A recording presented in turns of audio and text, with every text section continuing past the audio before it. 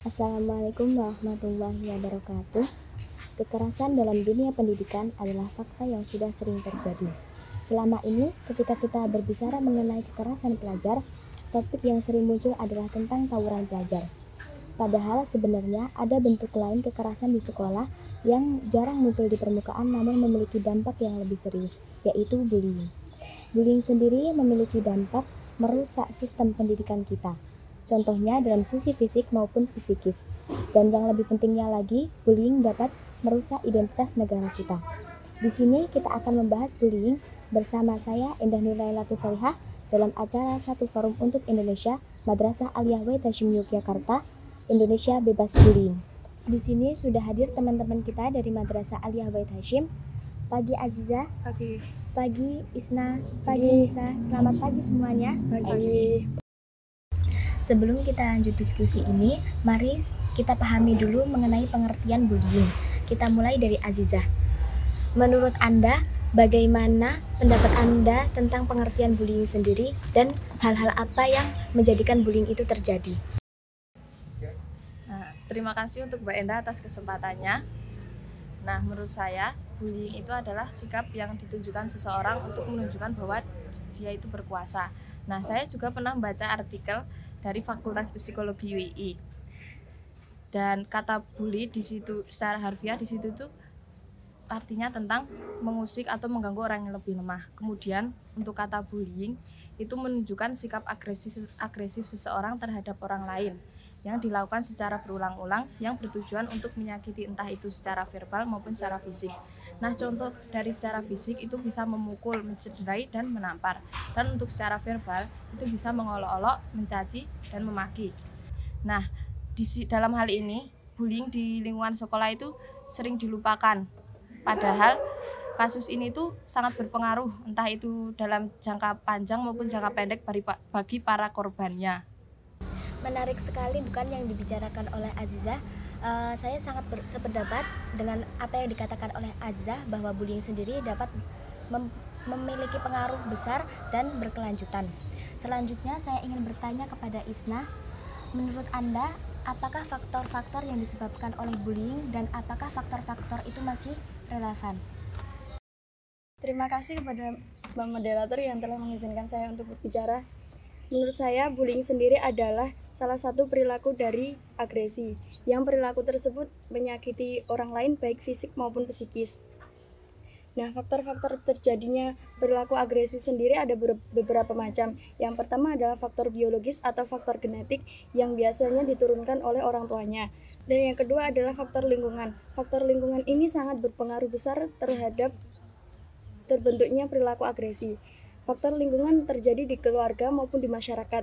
Faktor lingkungan keluarga terjadi karena penerapan pendisiplinan orang tua yang keliru terhadap anaknya, seperti pendisiplinan yang keras terhadap anak, dengan memberikan hukuman baik fisik maupun psikis, yang itu akan membuat anak menjadi seorang yang penakut, tidak ramah terhadap orang lain, dan membenci orang lain yang memberi hukuman. Maka itu akan menimbulkan anak kehilangan spontanitas dan inisiatif yang menyebabkan ia melampiaskan kemarahannya terhadap orang lain.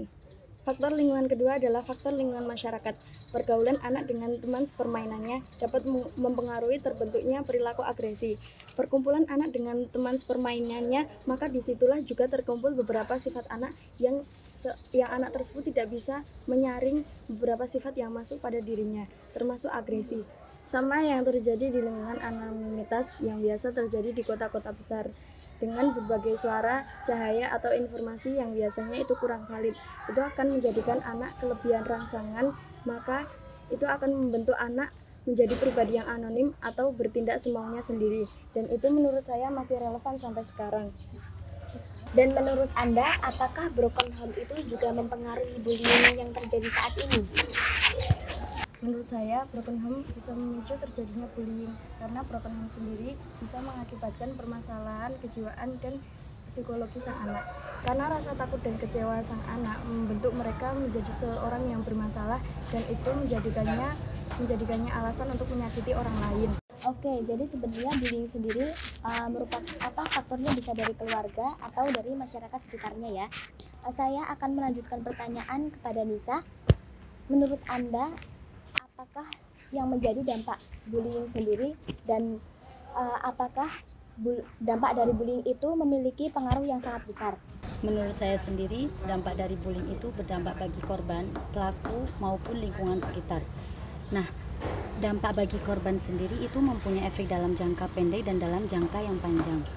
Efek jangka pendeknya yaitu seperti si korban merasa terancam, merasa takut kehidupan sehari-harinya karena takut kena bully teman-temannya. Korban juga merasa terisolasi karena tidak ada teman-teman yang mau membelanya. Bahkan bisa jadi korban sampai depresi yang berakhir dengan bunuh diri. Nah, sedangkan efek jangka panjangnya ini biasanya tidak disadari baik oleh si pelaku, korban maupun orang lain. Nah, efek jangka panjang ini lebih menyerang ke kesehatan mental, psikis maupun emosi si korban sendiri. Misal, ada anak waktu SD sering kena bully. Nanti dampaknya tuh kelihatan akan waktu SMA-nya. Jadi bisa jadi anak tersebut takut ketika berada di keramaian, takut ketika melihat orang lain karena takut kejadian pembulian waktu SD itu terulang kembali. Nah, dampak yang kedua yaitu dampak bagi si pelaku. Karena si pelaku itu merasa puas atas apa yang telah diperbuatnya, bisa jadi pelaku malah ingin membuli teman-teman lain yang dianggap oleh si pelaku itu lemah. Nah, kebiasaan buruk membuli ini bisa juga malah menjadi sebuah kebiasaan buruk bagi si pelaku. Terus dampak yang lain yaitu dampak bagi lingkungan sekitarnya. Dampak bagi lingkungan sekitar yaitu misal merusak fasilitas yang ada. Terus juga mencemari nama baik si pelaku dan tempat sekolahnya. Bahkan pembulian ini juga membuat kerusuhan atau ketidaknyamanan lingkungan tersebut. Jadi begitu, Mbak. Berarti sebenarnya dampak dari bullying itu sangat berbahaya ya, bukan hanya buat korban, tapi juga buat semua yang ada di sekitarnya. Tadi seperti yang disebutkan oleh Nisa bahwa bullying sendiri memiliki pengaruh untuk kesehatan mental. Bagaimana menurut kalian? Apakah kalian setuju bahwa bullying itu memiliki pengaruh yang sangat besar untuk kesehatan mental? Oke, saya setuju dengan pendapat Mbak Endah karena mental itu sangat berpengaruh dengan kesehatan seseorang. Karena apabila mental itu sakit, maka fisik otomatis akan ikut sakit. Tapi jika fisik sakit, mental mungkin akan baik-baik saja. Karena kesehatan mental itu sangat berpengaruh terhadap diri seseorang.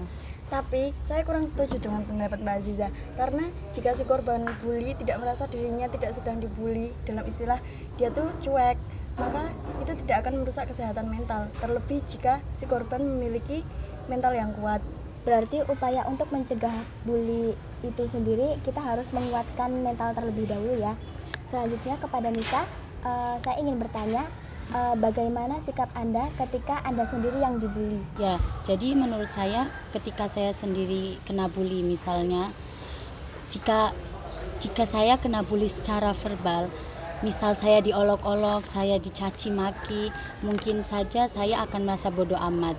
Tapi kalau saya dibully secara fisik, bisa jadi saya juga balik menyerangnya, tapi menunggu kesempatan yang tepat juga. Tidak langsung dibully secara fisik, saya langsung balik menyerangnya. Jadi begitu. Dalam Undang-Undang Perlindungan Anak Nomor 23 Tahun 2002, Pasal 54 dinyatakan anak di dalam dan di lingkungan sekolah wajib dilindungi dari tindakan kekerasan yang dilakukan oleh guru, pengelola sekolah, dan teman-temannya di dalam sekolah yang bersangkutan atau lembaga pendidikan lainnya. Di undang-undang itu sudah dijelaskan bahwa setiap anak harus dilindungi dari segala kekerasan yang ada. Menurut kalian, bagaimana cara kita mencegah terjadinya bullying dan langkah apa saja yang harus kita lakukan agar bullying itu tidak lagi terjadi di Indonesia? Menurut saya, pencegahan yang harus dilakukan itu dimulai dari diri sendiri dengan menyiapkan mental yang kuat dan saling menghargai perbedaan.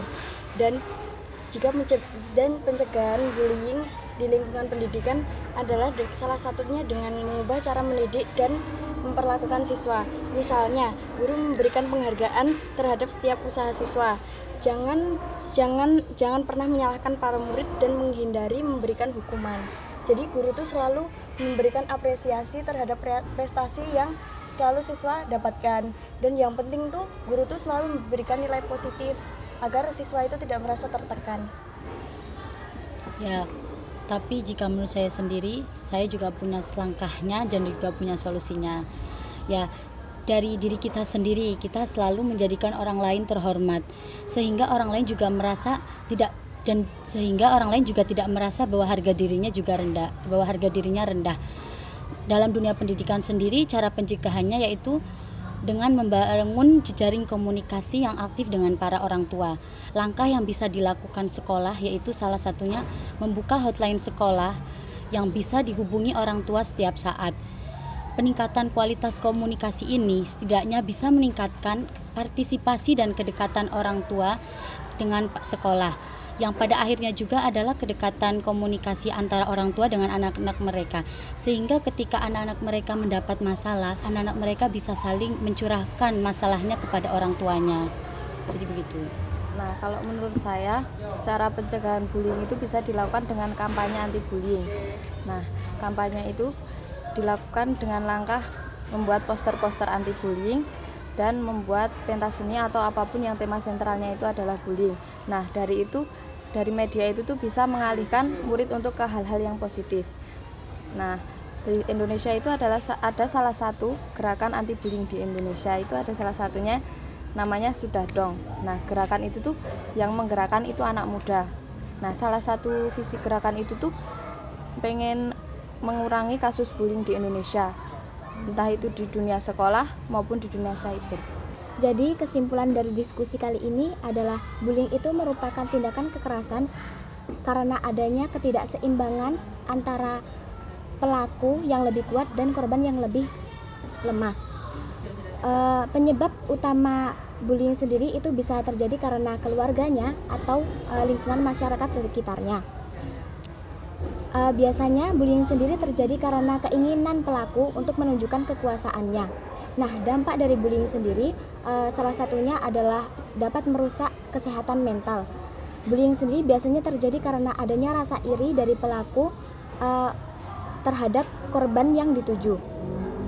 Nah, salah satu upayanya adalah dengan kita lebih menumbuhkan lagi rasa percaya diri, menunjukkan prestasi yang kita punya, dan lebih banyak lagi berteman dengan orang lain. Menurut Qaidul Fiqhiyah ad-Dararul Wizalu, bahaya harus dihilangkan, dan karena bullying itu berbahaya, maka bullying itu harus dihilangkan. Mari kita ciptakan Indonesia bebas bullying. Indonesia without bullying, education never stop going. Stop bullying, menjadikan Indonesia lebih baik lagi.